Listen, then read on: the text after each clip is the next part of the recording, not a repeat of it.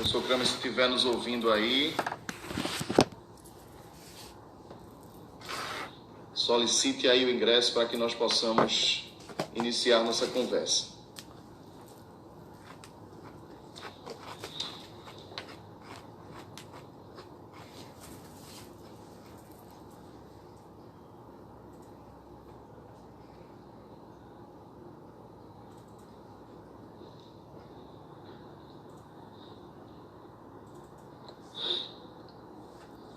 O professor Kramer já entrou, solicitando aqui para recebê-lo para começarmos a nossa conversa.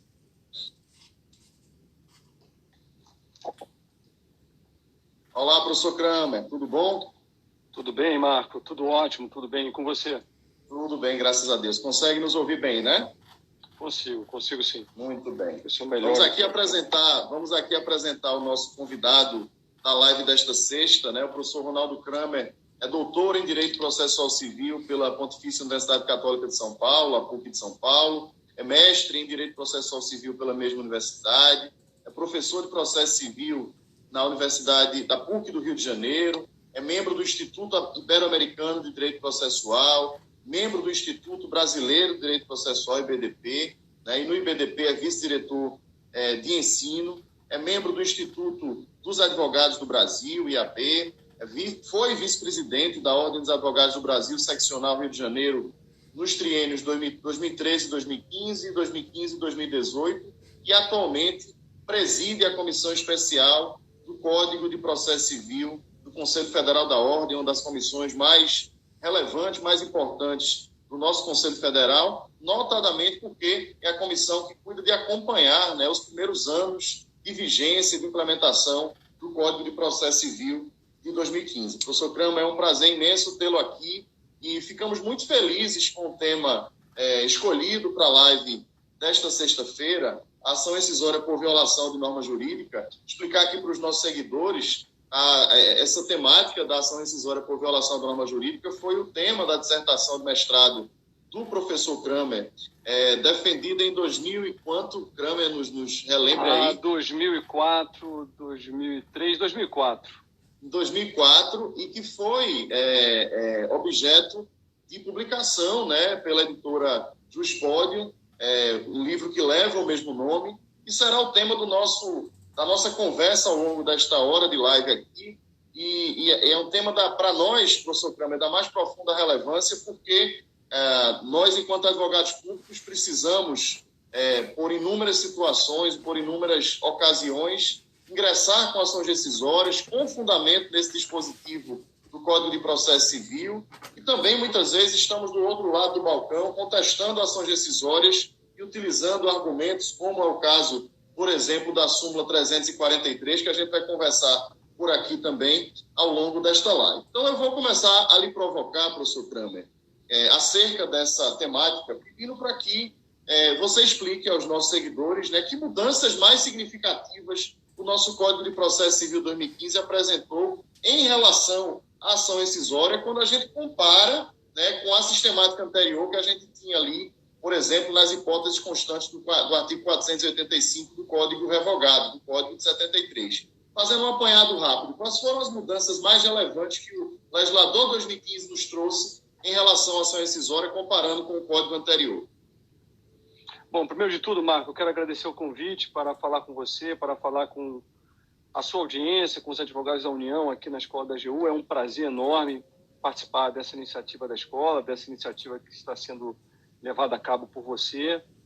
Essas lives têm sido muito importantes nesse momento que está todo mundo mais ou menos em isolamento, porque a gente não pode fazer mais evento, não pode mais levar o conhecimento presencialmente como nós fazíamos antes, mas as lives deram cabo disso, deram, de alguma forma, uma maneira de nós continuarmos com os nossos eventos, com as nossas palestras, levando o conhecimento para a nossa classe, para a classe, no caso de vocês, dos advogados públicos. Bom, quando você fala da minha dissertação de mestrado, meu caro, me bate um certo, vamos dizer assim, um certo sentimento de culpa, porque o meu livro, que é originário da dissertação de mestrado, ele esgotou na segunda edição e eu não mais o atualizei. Então, Fred, que foi quem me propiciou a publicação pela editora Luiz Podium, fica falando: Kramer, atualiza, publica, e cada vez que eu falo sobre ação rescisória, me bate esse sentimento de culpa porque eu tenho que atualizar o livro e publicá-lo novamente, agora sob a égide do CPC 2015. E por que até eu ainda não atualizei? Porque houve algumas mudanças, não muitas mudanças, mas houve algumas mudanças sensíveis no novo regramento da ação rescisória em relação ao regramento anterior. A primeira mudança, não dá para falar sobre todas, mas só para dizer as mais importantes, a primeira mudança está no caput, não é? O artigo 966, que é o artigo que inicia o regramento da ação rescisória, fala decisão de mérito, não mais sentença de mérito. E essa mudança foi para abranger justamente a decisão parcial de mérito, porque hoje, no novo Código de Processo Civil, nós temos a cisão do processo, o juiz pode cindir o julgamento do processo e proferir uma decisão interlocutória de mérito, que vai fazer, às vezes, de uma sentença de mérito para julgar parte do processo. Essa decisão parcial de mérito, ela faz coisa julgada e, obviamente, tem que estar sujeita à ação rescisória. Então, a primeira mudança é essa. A segunda mudança foi nas hipóteses. Nós tivemos alguns ajustes importantes. Por exemplo, no caso aqui do nosso tema, não se fala mais em violação à literal disposição de lei, se fala em violação à norma jurídica, coisa que a doutrina já reclamava, a minha dissertação foi em cima disso. Não se viola a lei. A nomenclatura lá da sua dissertação e do livro correspondente já utilizava a nomenclatura do Código atual, né? Diferente do que estava lá na hipótese do 485 do Código Velho, né? Exatamente, porque não se viola a lei. Lei é texto, se viola a norma, que é o que nós extraímos do texto. Teve também a mudança no inciso 6 em relação à prova, né? Antigamente falava documento novo, hoje é prova nova. O STJ tem até um precedente interessante do ano passado, admitido que essa prova nova pode ser uma prova testemunhal, Isso. que é muito interessante. A prova testemunhal é um pouco desvalorizada no ordenamento processual, mas o STJ admite que a descoberta de uma nova prova testemunhal, que a parte ignorava durante o processo, isso pode dar ensejo à ação rescisória. Então, a segunda mudança foi alguns ajustes ali no rol dos fundamentos da ação rescisória. Outra mudança se deu no cabimento da ação rescisória. A ação rescisória hoje, no novo CPC, ela cabe também contra sentenças que não são de mérito. Na verdade, decisões, para ser mais exato, que não são de mérito. Nós vamos encontrar isso lá no parágrafo 2º do artigo 966, duas possibilidades de ação rescisória contra a decisão processual, a decisão que inadmite a ação e, consequentemente, impede a repropositura da ação, e a decisão que inadmite o recurso. Esse inciso 2 do parágrafo 2º do artigo 966 é um inciso complicado, Marcos. Só ele dá uma live. Eu, particularmente, vejo com muita restrição esse caso de cabimento da ação rescisória, porque se nós não o interpretarmos restritivamente, ele fica muito abrangente. A meu ver, essa ação rescisória contra a decisão de inadmissibilidade do recurso é apenas de um recurso que foi interposto contra uma sentença de mérito.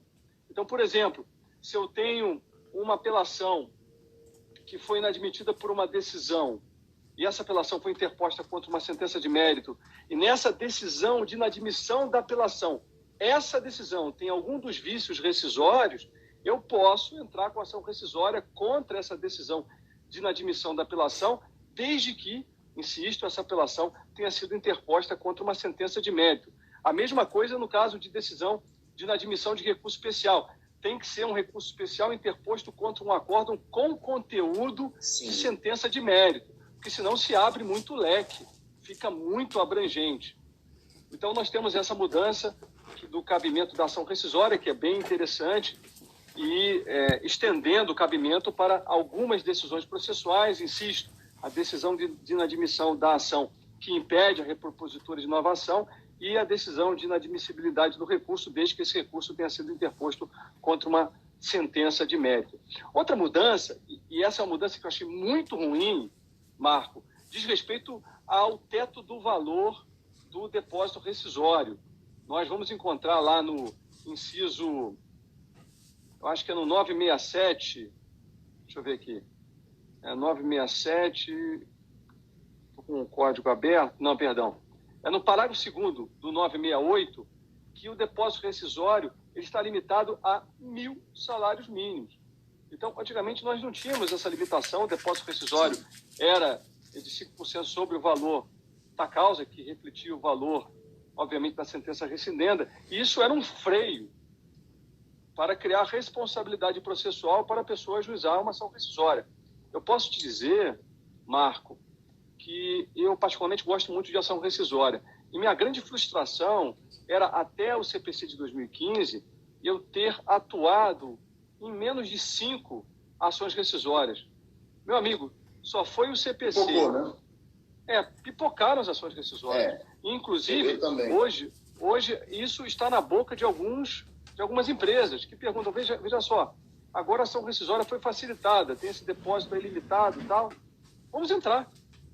Então, isso foi muito ruim, porque mais ou menos abriu. E é curioso, Kramer, que quando a gente olha para o código na parte recursal, quando se estabeleceu, na verdade, lá no artigo de honorários, né, quando se estabeleceu os honorários sucumbenciais progressivos, né, em função da derrota na instância recursal, a gente vê que aquilo serve de freio para a interposição de recursos aventureiros, né? Então, esse cálculo que você se refere, que algumas empresas faziam antes, não vou perder nada, então agora se faz, né? Porque o recurso pode não ter êxito e, consequentemente, você tem uma majoração na condenação em honorários. Essa mesma lógica, né, essa mesma coerência não foi aplicada no que diz respeito à rescisória. Nós não tínhamos um teto, o teto foi colocado, é um teto que acaba estimulando a utilização da rescisória, porque para empresas maiores, esse teto aí hoje existente,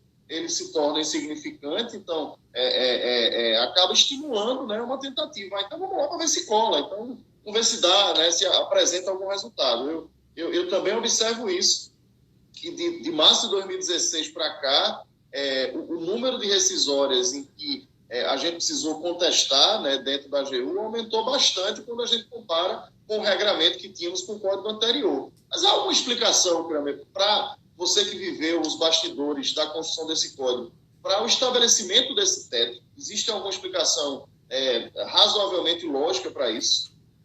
Olha, eu até perguntei ao Fred, que viveu mais do que todos nós, e o Fred, sinceramente, ele não consegue se lembrar. Ou seja, há algumas normas nesse código que foram colocadas durante a tramitação e de uma maneira não digo uma maneira não muito manifesta ou escondida, mas assim, porque houve muitas sugestões e a comissão era relativamente grande, muita gente contribuía, então certas normas, ninguém sabe como entrou, ou seja, ou entraram. Nesse caso, filho feio não tem pai, não é, Marco? Então, se foge, né? Ninguém assume a paternidade. Ninguém vai assumir a paternidade. Isso é uma norma ruim, ela limita a responsabilidade processual, e é isso exatamente o que você falou e também o que eu disse, ou seja, a minha experiência é essa. Nós passamos a ter mais ação rescisória, porque hoje ficou barato, não digo ficou barato, mas não ficou tão caro ajuizar a ação rescisória. E a última mudança que eu queria falar... Pode falar. A última mudança, para não, obviamente, falar de todas e tomar todo o nosso tempo com esse ponto, mas a última mudança importante foi a respeito do prazo diferenciado de algumas hipóteses de ação rescisória. Nós tivemos 2 prazos diferenciados para 2 hipóteses de ação rescisória. A ação rescisória com base em prova nova, o prazo de 2 anos somente se inicia quando a parte descobre a prova nova. É claro que o parágrafo 2º do artigo 975, ele estabelece um prazo máximo. A parte tem que descobrir essa prova nova no prazo máximo de 5 anos a partir do trânsito em julgado da sentença rescindenda. Então, nós temos aí um prazo diferenciado, um termo inicial do prazo bienal da ação rescisória diferenciado para a descoberta da prova. E nós temos lá no parágrafo 15 do artigo 525, que para vocês da Fazenda Pública é o parágrafo 8º do artigo 535, um prazo diferenciado para aquela ação rescisória que se vale de decisão do STF que julga inconstitucional a norma, não é? O prazo diferenciado o termo inicial desse prazo da ação rescisória no momento em que transitar em julgado a decisão do STF que julgar inconstitucional a norma. E não tem prazo máximo. Então, isso está gerando uma polêmica, porque, veja só... O que tu acha sobre isso? Porque o próprio Supremo, né, tinha se pronunciado ali no período de tramitação do projeto de código no Congresso, tinha se pronunciado que o prazo deveria se contar, o prazo rescisório deveria se contar os 2 anos a partir do trânsito em julgado da decisão exequenda, e não a partir da decisão do Supremo, que considerou aquela norma, objeto da decisão, como inconstitucional. Então, isso significa... Isso pode ser bom para a Fazenda? Pode, às vezes pode. Mas pode ser muito ruim também. E parece que a segurança jurídica acaba restando comprometida nesse caso. Qual é a tua opinião sobre isso? Olha, esse é um tema difícil, mas sem dúvida nenhuma que, de partida, a gente pode dizer que a segurança jurídica foi mitigada. Por quê? Porque eu tenho hoje, por exemplo, uma sentença transitada em julgado que aplicou a norma X, e daqui a 20 anos transita em julgado uma decisão do STF que julga inconstitucional essa norma X. Eu poderei, se for do meu interesse, se eu fui vencido nessa sentença, eu poderei, daqui a 20 anos, entrar com essa ação rescisória. Não existe prazo máximo. Mas qual foi aqui o debate, Marco? Quando se pensou nesse termo inicial, a partir do trânsito em julgado da decisão do STF, foi com base na teoria da accionata. Porque como contar o termo inicial do prazo da ação rescisória se o STF ainda não julgou inconstitucional a norma? Uhum. Ou seja, só nasce para a parte o direito de impugnar a sentença que aplicou a norma X, por exemplo, quando o STF julgar inconstitucional essa norma. Porque enquanto o STF não julgar inconstitucional essa norma, a parte interessada não vai ter esse argumento, ela não vai ser titular desse direito. Uhum. Mas, sem dúvida nenhuma, que se deveria ter colocado um prazo máximo, como no caso lá da prova nova. Na prova nova foi a mesma coisa. Se estipulou um termo inicial diferenciado na parte final do parágrafo 2º do artigo 975, a partir da tese da accionata. Ora, como eu posso exigir que a parte, como eu vou contar para a parte o prazo da ação rescisória com base em prova nova, se ela ainda não descobriu a prova nova? Então, eu tenho que contar esse prazo a partir do momento em que nasce esse direito para ela. E quando nasce esse direito para ela? Quando ela descobre a prova nova. Pois bem, mas lá puseram um prazo máximo de 5 anos. Estabeleceu um limite. Contado. Você garante a segurança jurídica. Relativiza, de certa forma, mas você garante um limite ali para que nós tenhamos, digamos assim, estabilização definitiva daquilo, né, propiciando segurança jurídica. Eu acho que talvez tivesse sido esse o cenário também, né, mais adequado se tivessem feito isso também em relação a essa hipótese lá do 525 e do 535. Tem uma posição do professor Heitor Sica, do meu querido amigo Heitor Sica, que ele defende a aplicação analógica da parte final do parágrafo 2º do artigo 975 ao parágrafo 15, 525 e ao parágrafo 8º, 565, a esse tipo de ação rescisória, dizendo que tem que haver um prazo máximo de 5 anos também contados do trânsito em julgado da sentença rescindenda.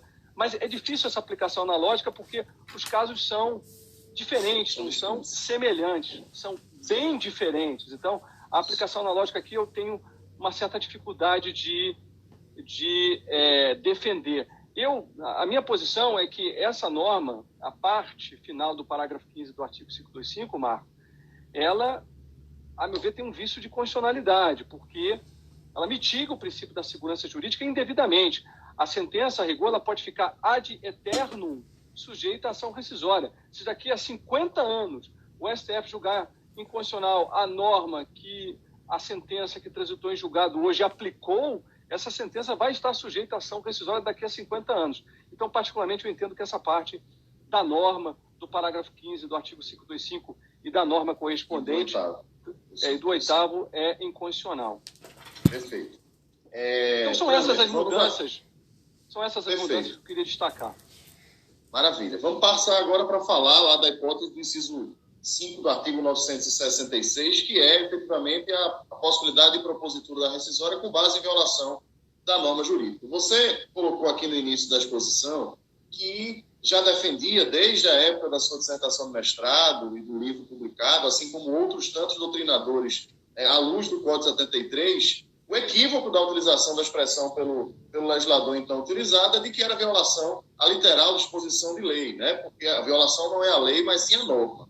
Mas aí eu te pergunto, qual é o alcance dessa expressão norma jurídica? Por exemplo, norma costumeira. A gente pode incluir dentro desse conceito, e dentre as normas, digamos assim, escritas positivadas, qual é o limite? Isso vai abranger o quê? Decretos, resoluções, enfim. qual é o limite, né, qual é a abrangência dessa expressão norma jurídica para fins de utilização da rescisória com base nesse inciso?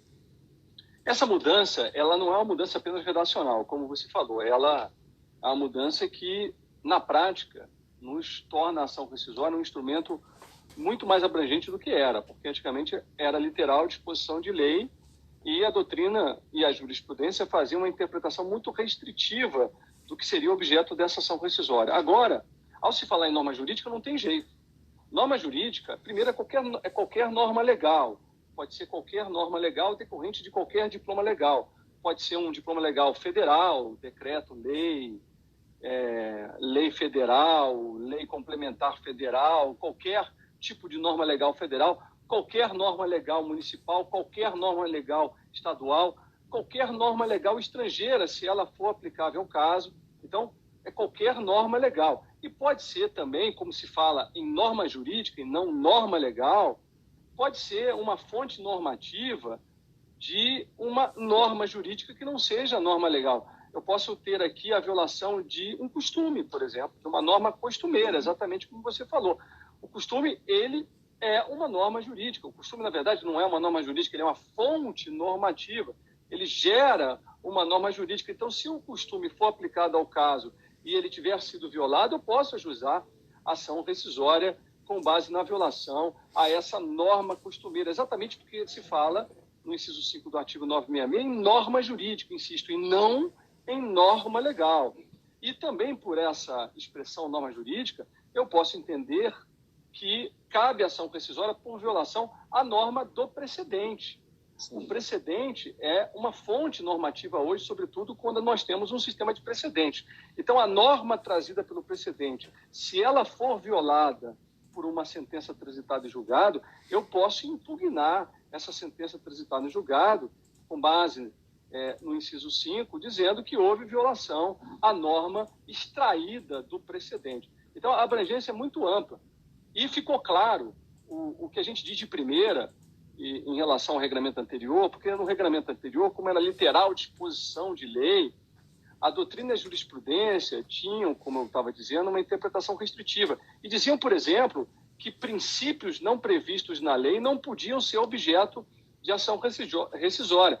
Como é norma jurídica agora, e norma jurídica pode ser qualquer norma legal, a norma legal pode ser uma regra ou um princípio. E o princípio tem aptidão de não ser previsto. Na verdade, a índole do princípio é não estar prevista no texto da lei. Então, eu posso, hoje, mais do que nunca, antigamente, a meu ver, também já se podia, mas hoje eu posso, mais do que nunca, com mais razão, ajuizar uma ação rescisória com base na violação de um princípio não escrito no texto legal, exatamente por essa abrangência que decorre da expressão norma jurídica. Importante destacar isso porque muitos dos princípios que a gente utilizava nas nossas relações processuais, eles foram positivados agora no Código de 2015 lá nas normas fundamentais. Mas o que o professor Câmara está colocando aqui é a possibilidade de utilizar a rescisória com base, né, numa ideia de tutela dos princípios, né, de violação aos princípios, mesmo aqueles que não estão escritos, que não estão expressamente positivados. Aí eu vou puxar, Kramer, para algo que você toca lá no seu livro, né, da abrangência da expressão violar, né, porque o Código fala da possibilidade de utilização da rescisória por violação da norma. O que é que significa a expressão violar? Qual é o alcance da expressão violar? Aqui eu me valho de um ensinamento do Alfredo Buzaid, na década de 60 do século passado, quando ele falou da expressão violar para o recurso extraordinário no Supremo Tribunal Federal. Violar tem três maneiras. Primeiro, antes de explicar essa expressão violar, me cabe criticar o texto do Código que fala em violação manifesta. Porque não existe violação manifesta, não existe grau de intensidade de violação. Ou se viola a norma ou não se viola. Se violar manifestamente, isso não tem medida, isso não se mede a violação manifesta à norma. Aqui, me parece que a intenção, é difícil falar a intenção do legislador depois da virada linguística na teoria do direito, mas me parece que a intenção de quem escreveu essa redação foi fazer uma advertência de que não pode ser qualquer violação, que nós temos que tomar muito cuidado, colocar algum tipo de freio no ânimo do autor da ação rescisória para pensar bem antes de ajuizar uma ação rescisória. Mas, cientificamente, na prática, não há diferença entre violação manifesta ou violação. É tudo a mesma coisa. E o que é violação? Violar uma norma é aplicar uma norma quando ela não deveria ser aplicada, não aplicar uma norma quando ela deveria ser aplicada, ou aplicar uma norma distorcendo o seu significado, de maneira equivocada. Então, nós temos 3 dimensões de violação, exatamente essas 3 dimensões. Isso foi trazido pelo Buzaide e isso é usado por nós em qualquer meio impugnativo que se vale da violação da norma, os recursos excepcionais e aqui a ação rescisória. Então, violação é isso, aplicar uma norma quando ela não deveria ser aplicada, aí eu violo exatamente a norma que foi aplicada equivocadamente, não aplicar uma norma quando ela deveria ser aplicada, aqui eu violo a norma que não foi aplicada e deveria ser, e aplicar uma norma de maneira equivocada, distorcendo o seu significado. Aqui há exatamente a violação da norma que teve o seu significado distorcido. Então, isso é o que é para mim violação, aliás, não para mim, esse é o ensinamento do grande Alfredo Buzaide. Kramer, quando você fez o seu estudo lá na época do mestrado, publicou o livro, certamente pela sua vivência como advogado de longa data, certamente você já se deparou com, digamos assim, com alguns dados estatísticos que diz respeito à utilização da rescisória com base em tais ou quais incisos. Eu não tenho esses dados, mas posso lhe dizer por experiência prática, né? Eu tenho 17 anos de AGU e coincidentemente, 17 anos de advocacia. Posso lhe dizer, sem qualquer sombra de dúvidas, que é a hipótese mais utilizada por nós quando ajuizamos a rescisória e a hipótese contra a qual nós mais precisamos oferecer contestações. Então, eu te pergunto, por que essa hipótese é a mais utilizada? Isso se coincidir com a tua experiência prática também.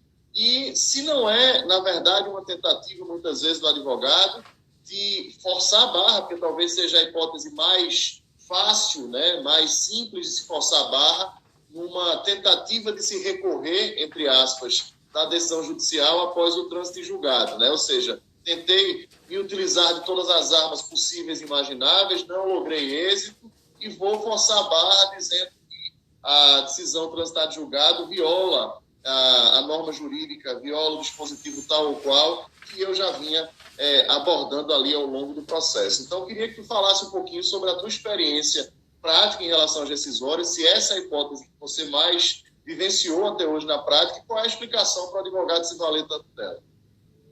Olha, de fato, essa é a hipótese mais recorrente de ação rescisória, isso não só pela minha vivência prática, mas dados estatísticos, como você bem ressaltou, mostram isso. Eu me deparei com esses dados estatísticos. A ação rescisória é uma ação não muito ajuizada, mas quando é proposta, a hipótese mais recorrente é a do inciso 5. E por que é a do inciso 5? Porque a ação rescisória, pelos outros fundamentos, é uma ação rescisória que se precisa de um argumento específico. Eu preciso demonstrar que houve corrupção do juiz, eu preciso ter uma coisa julgada que foi ofendida, eu preciso ter uma prova nova que eu ignorava e que eu descobri depois do processo, eu preciso ter um erro de fato. Enfim, são hipóteses muito específicas que nem muito sempre acontecem. Muito específicas, objetivas, que raramente acontecem. A nossa experiência como advogados mostra isso. Agora, o inciso 5 não. O inciso 5 é um meio de impugnação com base na alegação da violação da norma. Isso nós já fazemos no processo naturalmente. As nossas alegações têm como suporte sempre uma norma, ou a norma é a norma que nós queremos aplicar, ou a norma que nós queremos que não seja aplicada. Então, isso já é recorrente, faz parte do nosso discurso jurídico. Então, é muito comum nós continuarmos, depois do processo, alegando praticamente a mesma coisa, ou pelo menos fazendo uma alegação com a qual nós já estamos acostumados, e não é uma alegação objetiva, específica. Esse inciso, ele permite uma alegação, ele permite que nós façamos várias alegações, né? Esse inciso é bastante amplo, porque ele não delimita que deve ser uma norma assim, que deve ser, não diz qual é o tipo de norma, ele não restringe. Dos incisos do artigo 966, é o inciso que propicia uma abrangência muito grande para o ajuizamento da ação rescisória. Então, por isso que eu consigo praticamente encaixar qualquer pretensão nessa hipótese de ação rescisória. Por isso que é a mais recorrente. De fato, é a mais recorrente. Agora, um dado interessante, Marco. São poucos os ordenamentos processuais que prevêem a ação rescisória, essa ação impugnativa, depois da coisa julgada, com base em violação da norma. São muito poucos os ordenamentos processuais que dão essa chance para a parte vencida no processo. Porque aqui, essa hipótese de ação rescisória, Marco, é como se fosse um segundo tempo do jogo, né? Na verdade, nem um segundo tempo. É como se fosse um segundo jogo. Prorrogação. A prorrogação ou um segundo jogo, ou um jogo de volta. Perdi o primeiro jogo, vamos tentar de novo. E agora, com essa limitação do depósito decisório, essa tentativa, ela ficou mais sedutora, ficou mais atraente, ficou mais possível. E aí eu vou perguntar uma coisa a você. É necessário, né, imaginando que a gente vai utilizar a rescisória com base nesse dispositivo, é necessário o pré-questionamento da norma que eu vou alegar como ofendida, como violada, é necessário esse requisito que a gente utiliza ali para os recursos excepcionais, né, especial e extraordinário. É necessário também que eu demonstre o pré-questionamento no momento do ajuizamento da rescisória? Olha, existe uma tentação muito grande da jurisprudência em emplacar esse parâmetro decisório, que é necessário o pré-questionamento da norma que eu alego como violada na ação rescisória. Isto é, a sentença rescindenda, ela tem que ter cogitado da norma que é objeto da minha ação rescisória. Existe essa tentação, mas, por enquanto, a jurisprudência não conseguiu emplacar isso. Os últimos julgados que eu vi recentemente do STJ, no ano passado e neste ano, dispensam o requisito do pré-questionamento para a ação rescisória com base no inciso 5 do artigo 966. Já era assim no regramento anterior. Agora, o que é curioso, na Justiça do Trabalho, não. Na Justiça do Trabalho, a ação rescisória com base na violação da norma jurídica, eles exigem lá o pré-questionamento. Salvo engano, eu não sou processualista trabalhista, nem milito na Justiça do Trabalho, mas, salvo engano, existe uma OJ, uma orientação jurisprudencial do TST, exigindo o requisito do pré-questionamento na ação rescisória com base na violação da norma jurídica. Então, aqui é curioso porque na Justiça do Trabalho eles exigem o pré-questionamento, limitam o cabimento da ação rescisória nesse caso, e no STJ e no STF, por enquanto, apesar de um ou outro julgado escaparem exigindo o pré-questionamento, mas a maioria dos julgados não exige o pré-questionamento na ação rescisória com base no inciso 5. Considerando o ajuizamento de uma ação rescisória com base no inciso 5, né, alegando a violação da norma jurídica, você defende como possível o reexame de matéria fática, o reexame conjunto probatório no juízo rescindente? Bom, aqui vamos dizer, a minha resposta é praticamente a mesma em relação à pergunta anterior. Seria praticamente a mesma, porque eu acabei não dando minha opinião na resposta à sua pergunta anterior. Ou seja, existe uma tentação de aproximar a ação rescisória, essa ação impugnativa, dos recursos excepcionais. Porque a ação rescisória é uma ação não muito bem vista, porque é um segundo tempo do jogo, é um segundo jogo, é um reviver o passado. Então, às vezes é tida como uma ação de perdedor, ela não é muito bem encarada de primeira, né? Parece que o perdedor está chorando as suas pitangas no judiciário, querendo revolver tudo que foi decidido por trás daquela hipótese de ação rescisória. Então, existe essa tentação de tentar limitar a ação rescisória, aproximando-a dos recursos excepcionais. Por isso é que entra a questão do pré-questionamento, que não faz o menor sentido. A gente não consegue extrair de nenhuma norma o requisito do pré-questionamento para o inciso 5 do artigo 966, e a mesma coisa em relação ao juízo rescindente. Mas, em relação ao juízo rescindente, nós temos que dizer o seguinte: o que aparece em algumas decisões, e corretamente, é que eu tenho que ser específico para desconstituir a coisa julgada. Eu não posso simplesmente querer que sejam revolvidos todos os fatos do processo anterior. A discussão de fato, se aparecer no pedido e no juízo rescindente tem que ser em apoio ao fundamento da ação rescisória para rescindir a coisa julgada. E tem alguns fundamentos onde a discussão de fato ela é necessária. O erro de fato, por exemplo, o erro de fato não tem jeito, eu tenho que mexer na questão fática do processo anterior. Na violação da norma jurídica, dependendo da norma, para fazer a subsunção da norma ao fato, eu tenho também que fazer algum tipo de enquadramento fático, eu tenho que fazer alguma discussão de fato. Então, no juízo rescindente é permitida, sim, a discussão de fato, desde que essa discussão seja em apoio à hipótese da ação rescisória para desconstituir a coisa julgada. Se não for em apoio, for uma discussão de fato que não tem nada a ver com aquele fundamento da ação rescisória, aí sim, isso não pode ser objeto de debate na ação rescisória, isso não pode ser objeto de juízo na ação rescisória.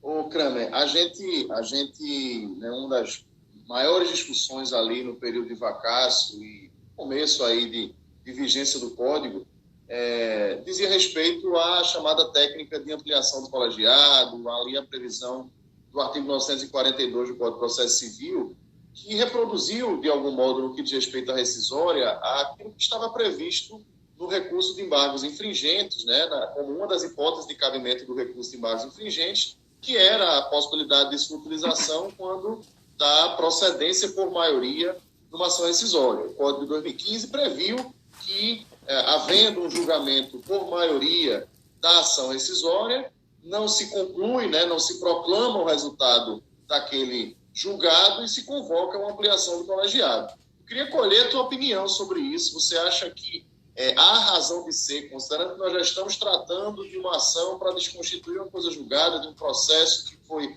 amplamente, ou como regra, amplamente teve seu conhecimento exaurido ali, a amplitude, se faz sentido o simples fato de termos um julgamento pela procedência, não formando a unanimidade, mas simplesmente uma maioria, se isso justifica essa aplicação da técnica de ampliação do colegiado. E aí, puxando para o viés prático, eu, por exemplo, era um pouco resistente no começo de vigência do Código à utilização da técnica nas apelações, que é o que eu acabo acompanhando mais, né, no dia a dia, mas hoje me convenço cada vez mais que esses julgamentos têm ficado mais maduros, mais, digamos assim, de melhor qualidade com a aplicação da técnica de ampliação do colegiado. Então, eu queria colher a tua opinião também da expertise prática no que diz respeito às decisórias, se essa ampliação do colegiado tem ajudado a aperfeiçoar, a melhorar a qualidade do julgado nas decisórias. Eu, particularmente, não gosto do artigo 942. É um artigo que não foi, é uma norma que traz uma solução que não foi refletida pela academia, pela doutrina. Essa solução foi colocada por meio de uma emenda de plenário nos últimos minutos da tramitação do projeto do novo CPC no Senado. Então, é bom dizer isso, porque isso não era comentado por ninguém, e isso foi colocado meio que de sopetão, e, a meu ver, traz uma solução ruim. A minha experiência com o 942 é uma experiência também ruim. Nós temos lá na PUC do Rio um grupo de estudos processuais, e nesse grupo de estudos processuais tivemos uma pesquisa empírica levada a cabo, coordenada pela professora Fernanda Pantoja, que mostrou que não mudou nada, que rigorosamente não mudou nada. Nós temos os mesmos casos que nós tínhamos de embargos infringentes, são hoje os casos de ampliação do colegiado. Não temos nem mais nem menos ampliação do colegiado. Então, não mudou nada e, muito ao contrário, nós temos agora um instrumento que desperta algumas dúvidas, que não é tão seguro quanto era o recurso de embargos infringentes. Veja só, Marco, em relação à ação rescisória, diz lá o 942, parágrafo 3º, inciso 1. A técnica de julgamento prevista neste artigo será igualmente aplicada ao julgamento não unânime proferido em ação rescisória, quando o resultado for a rescisão da sentença, devendo, nesse caso, seu prosseguimento ocorrer em órgão de maior composição no regimento interno. Então, eu vou pegar o caso do meu tribunal, o Tribunal de Justiça do Rio. As ações rescisórias no tribunal hoje a maioria delas é de competência da seção civil, que é um órgão abaixo do órgão especial. A seção civil foi criada para julgamento de ações rescisórias das sentenças das turmas, dos acórdãos das câmaras, melhor dizendo, e também para julgar IRDR e IAC. Essa é a competência da seção civil. Então, vamos supor que eu tenha um julgamento na seção civil que dê cabo à aplicação da técnica do artigo 942. E aí esse julgamento vai para o órgão especial. Eu te pergunto, os votos que já foram dados na seção civil serão considerados? Porque se é a continuação do julgamento, repara só, no caput, a continuação do julgamento, eu aproveito os votos que geraram aquele resultado não unânime. Agora, no inciso 1 do parágrafo 3º do artigo 942, no caso aqui de ação rescisória, os votos que foram dados nesse julgamento da ação rescisória, que foi não unânime, serão aproveitados na continuação do julgamento no órgão superior ou não? Isso não é respondido pela lei. A solução vem pela doutrina e pela jurisprudência. Por enquanto, não são aproveitados. O julgamento que eu vi recentemente no TJ do Rio, os votos não foram aproveitados. Nós tivemos um outro julgamento. Então, a rigor, aqui, nós não temos continuação do julgamento com ampliação do colegiado.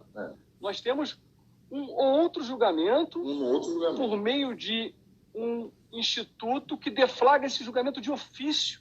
É muito esquisito.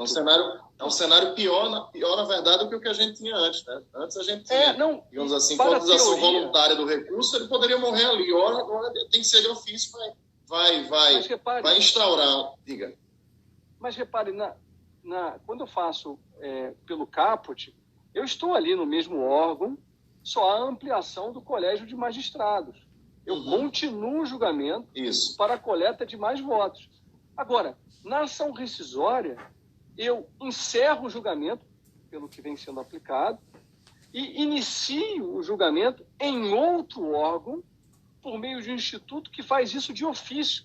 E aí eu te pergunto, para nós que somos professores... E órgão este que talvez, havendo a possibilidade, inclusive, de os membros daquela sessão não fazerem parte daquele órgão especial, né, Kramer? Porque é um outro problema, né? Há tantas questões sobre esse inciso, porque até isso, os magistrados que participaram do julgamento no órgão anterior participarão do julgamento no novo órgão, eles poderão mudar de voto, porque, repare, essa mudança de voto também precisa ser questionada. Será que eles podem mudar de voto ou tem que repetir o mesmo voto? Então, ficam várias questões à solta e, mais do que isso, para nós que somos professores, é muito difícil acomodar esse instituto do inciso 1, do parágrafo 3º do artigo 942, na teoria geral dos recursos. Como é que fica isso? Isso é um recurso de ofício? Isso é um instituto? Que instituto é esse que deflagra um novo julgamento em outro órgão de ofício sem que nenhuma parte queira? Isso é muito estranho, é muito heterodoxo e eu tenho dificuldade de assimilar isso na teoria geral dos recursos e acho isso uma solução prática ruim, que acaba protelando o processo e gerando mais confusão do que solução. Perfeito.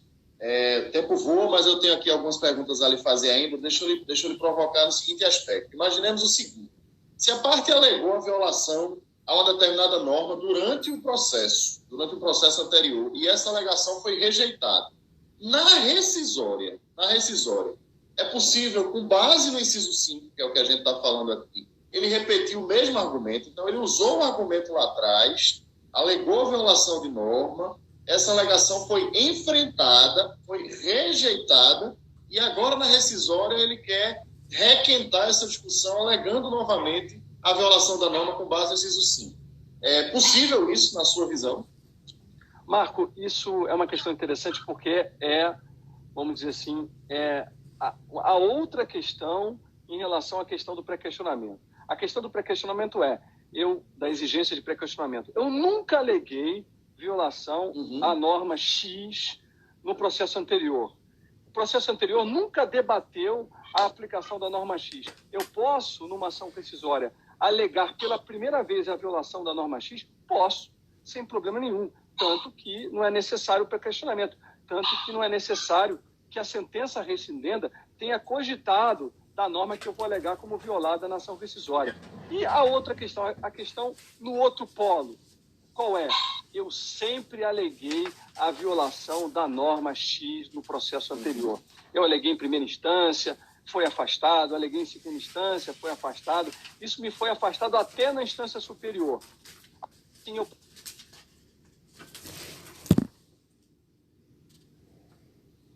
Falhou. Voltou. Tinha travado, mas voltou. Estão me ouvindo? Estamos ouvindo. É porque entrou uma ligação. Ainda assim, eu posso, depois do trânsito em julgado, alegar a violação à mesma norma? Sim, não há o menor problema. Desde que você queira bancar a responsabilidade processual de ajuizar uma ação rescisória e pagar o depósito rescisório, você pode. Não há nenhuma restrição disso na lei. Então, da mesma forma que não se exige o pré-questionamento para ajuizamento da ação rescisória, não se exige que essa norma não tenha sido debatido, não tenha sido discutida no processo anterior. Eu costumo dizer o seguinte, que o problema... mas fica estranho, Kramer, eu vou fazer aí um segundo jogo para tentar virar o placar, para tentar virar o resultado. Bom, meu amigo, o problema não é desse entendimento, dessa posição. O problema é de termos essa hipótese na ação rescisória. Eu, particularmente, não gosto, e aqui digo pela primeira vez, talvez, nessa live, nesse debate, eu não gosto dessa hipótese de ação rescisória exatamente por isso, porque me permite, ou permite aos litigantes, um segundo jogo para tentar virar o placar. E isso agora, com a limitação do depósito, ficou muito fácil. Vamos virar o lado aqui, né? Imaginamos agora que somos advogados do réu, uma ação rescisória, e um dos argumentos, eu falava ali no início, um dos argumentos mais utilizados pelos réus em ação rescisória, com base no inciso 5, é exatamente a súmula 343, que fala da vedação de rescisória por ofensa à literal disposição de lei, que, enfim, agora violação de norma jurídica, quando a decisão rescindenda tivesse baseado, né, num texto legal de interpretação controvertida nos tribunais. Essa é digamos assim, a defesa básica de todo advogado que recebe uma rescisória para contestar com base no inciso 5.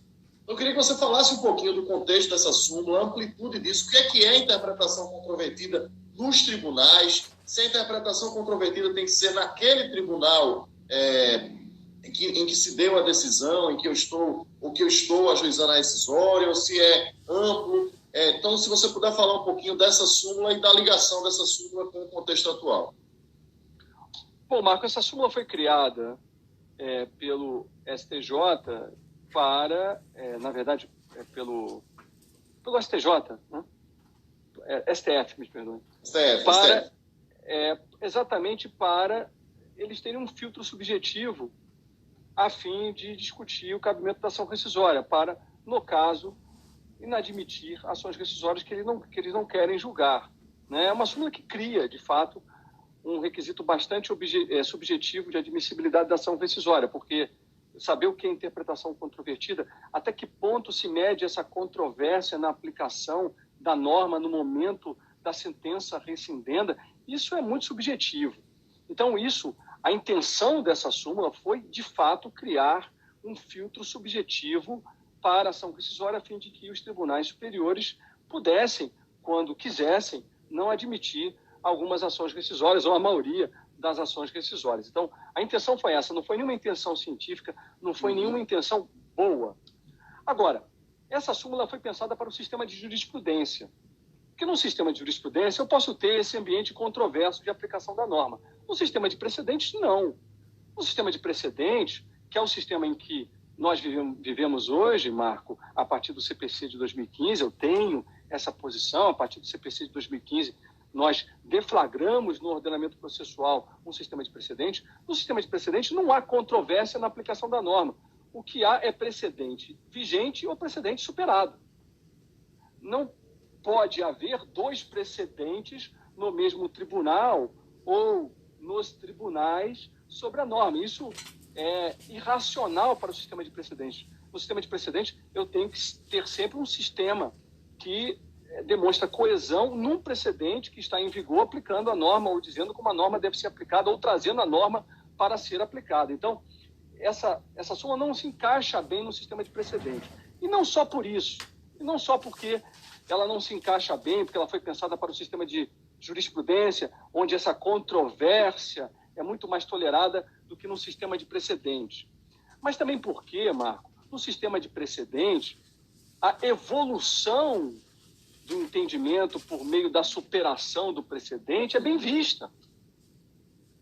A gente não só tolera que no sistema de precedente o precedente seja superado para que um novo seja adotado com uma razão melhor, com uma interpretação melhor, como isso é bem visto. Então, querer dizer que porque no momento da sentença rescindenda o panorama jurisprudencial era esse, e pouco importa a evolução da jurisprudência, ou pouco importa a evolução do precedente, porque eu não vou poder nunca ajuizar a ação rescisória se hoje isso foi pacificado, se hoje o precedente é outro, porque no momento da sentença rescindenda o panorama jurisprudencial era aquele. Isso é muito ruim, isso nós fecharmos os olhos para a evolução do precedente, fecharmos os olhos para a evolução da compreensão jurídica que os tribunais sempre fazem. Pontes de Miranda, nosso grande Pontes de Miranda, era um crítico feroz da súmula 343, porque ele dizia que não se pode julgar a ação rescisória com os olhos voltados para o passado. Não se pode julgar a ação rescisória com base num panorama que não existe mais.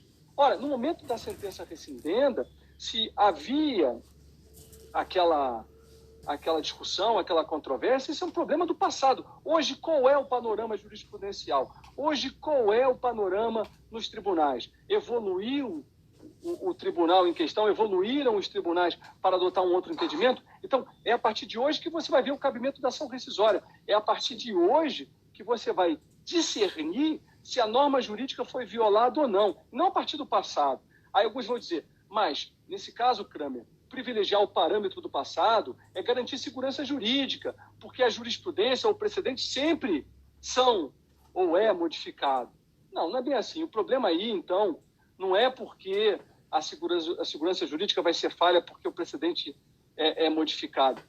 O problema aí é porque o precedente ele é mais superado do que o usual, porque a jurisprudência ela muda mais do que o usual. Então, o problema aí é de estabilidade da jurisprudência, de estabilidade do precedente, que vai propiciar, às vezes, que a parte perdedora num processo possa, um ano e meio depois, ter argumento a partir da nova jurisprudência ou do novo precedente, como eu gosto de dizer, para ajuizar a ação rescisória. Então, a súmula 343, nós temos vários críticos a ela, e esses críticos não são de hoje. Nós temos, talvez, a maior crítica dela, a primeira pessoa a combater essa súmula de frente, escrevendo livros, trazendo argumentos da academia para criticar essa súmula, foi a professora Tereza Rudalvin.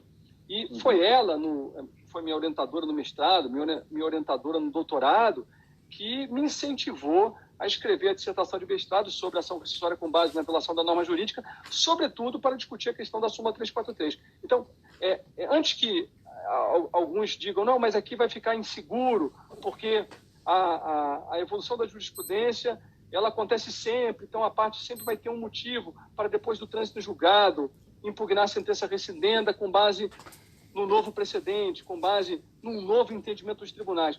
Insisto em relação a esse argumento. O problema aí não é a crítica que eu faço à súmula 343. O problema aí é a instabilidade da nossa jurisprudência, dos nossos precedentes. Porque me parece completamente equivocado eu hoje ajuizar uma ação rescisória com os olhos voltados para o passado e discutir o cabimento da ação rescisória e julgar essa ação rescisória com base no parâmetro passado, que é o momento da sentença rescindenda. Então, se hoje eu alego violação da norma, eu não posso ser obrigado a voltar ao passado e saber se lá no momento da sentença rescindenda essa norma era tida como violada pela jurisprudência ou não. O importante é hoje. O momento para eu discutir o cabimento da ação rescisória nesse caso e para julgar a ação rescisória é um momento presente. E isso aparece muito na doutrina da professora Tereza Rudalvin. Agora, é interessante, né, Marco? Porque os tribunais, eles criam esses filtros e eles fazem uso desses filtros quando eles bem querem. O STF afasta a súmula 343 quando a norma em disputa é uma norma constitucional. Então, porque ele alega o seguinte, não, peraí, aqui vigora mais alto ou Isso. fala mais alto o princípio da supremacia da Constituição. Então, se o STF hoje entende que a norma constitucional é essa e não aquela do momento da sentença rescindenda, é esse entendimento de hoje que deve ser prestigiado para eu julgar o cabimento da ação rescisória. Bom, se isso existe para a norma constitucional, isso tem que existir para qualquer norma legal. Isso. Não faz sentido eu distinguir essas hipóteses, que são hipóteses rigorosamente idênticas. Eu tenho que prestigiar sempre o entendimento atual, porque o entendimento atual é o entendimento que se incorpora ao ordenamento jurídico, que se incorpora à cultura jurídica. Então, a súmula 343 do STF é uma súmula horrível e é mais uma tentativa dos tribunais de terem um filtro extremamente subjetivo para julgar o que eles querem. Perfeito, meu amigo. Então, chegando aqui no finalzinho, né, do nosso tempo, queria me juntar ao coro, viu, Kramer? Você falou que o professor Fred ele cobra isso. Eu vou me juntar ao coro de tantos que estão lhe cobrando que você atualize aí o livro Ação Rescisória por Violação da Norma Jurídica, porque efetivamente ele será de muita importância para todos nós no contexto atual. Eu acho que a gente merece ter esse livro novamente à disposição. Temos aí 10 segundos para suas despedidas. Queria agradecer em nome da Escola da AGU por sua participação, meu amigo. Obrigado, Marco. Foi ótimo, foi um prazer enorme e espero que todos tenham gostado. Muito obrigado. Essa live faz parte do... Olá, boa tarde a todos e a todas.